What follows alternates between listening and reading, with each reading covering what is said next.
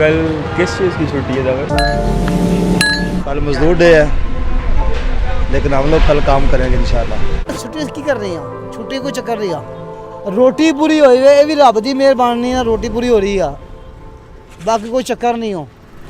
ਉਹ ਵੀ ਦੁੱਖ ਤਕਲੀਫ ਨਾਲ ਗੁਜ਼ਾਰੇ ਬੜੇ ਮੁਸ਼ਕਲ ਨੇ ਤੇ ਇਸ ਲਈ ਛੁੱਟੀ ਕੱਲ ਮੁਸ਼ਕਲ ਹੈ ਵੀ ਨਹੀਂ ਹੈ। हमें तो कल पता नहीं भी छुट्टी है कि नहीं है। हर मालक ਨੂੰ ਚਾਹੀਦਾ ਆਪਣੇ ਮਜ਼ਦੂਰ ਦੀ ਛੁੱਟੀ ਵੀ ਹੋਵੇ, ਅੱਗੇ ਪਿੱਛੇ ਜੋ ਵੀ ਗਵਰਨਮੈਂਟ ਵਾਲੀ ਛੁੱਟੀ ਹੋਵੇ ਤਾਂ ਉਹਨੂੰ ਮਿਲਣੀ ਚਾਹੀਦੀ, ਕਿਉਂਕਿ ਮਜ਼ਦੂਰ ਬੰਦਾ ਉਹਨੇ ਕਿੱਥੋਂ ਖਾਣਾ, ਇੱਥੋਂ ਨਹੀਂ ਖਾਣਾ, ਹੋਰ ਕਿੱਥੋਂ ਜਾਏਗਾ।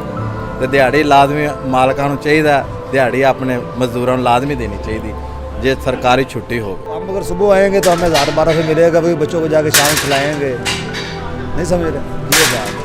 नहीं मिलेंगे, बस ये स्टोर्स का रूल होता है, अपने अपने रूल होते हैं।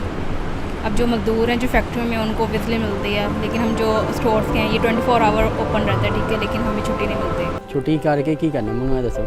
ਆਏ ਦਿਨ ਹੁਣ ਵੇਖੋ ਫਿਰ ਅਗਲੇ ਮਹੀਨੇ ਪੈਟਰੋਲ ਵਧਣ ਡਿਆ, ਮਹਿੰਗਾਈ ਤੇ ਮਹਿੰਗਾਈ, ਹਰ ਚੀਜ਼ ਤੇ ਮਹਿੰਗਾਈ। ਸਾਨੂੰ 30 ਸਾਲ ਹੋ ਗਏ ਨੇ ਮਜ਼ਦੂਰੀਆਂ ਕਰਦੇ ਆ ਤੇ ਖਟਿਆ ਅਸੀਂ ਪਾਕਿਸਤਾਨ 'ਚ ਕੁਝ ਵੀ ਨਹੀਂ ਹੈ, ਦੇਖ ਲਓ।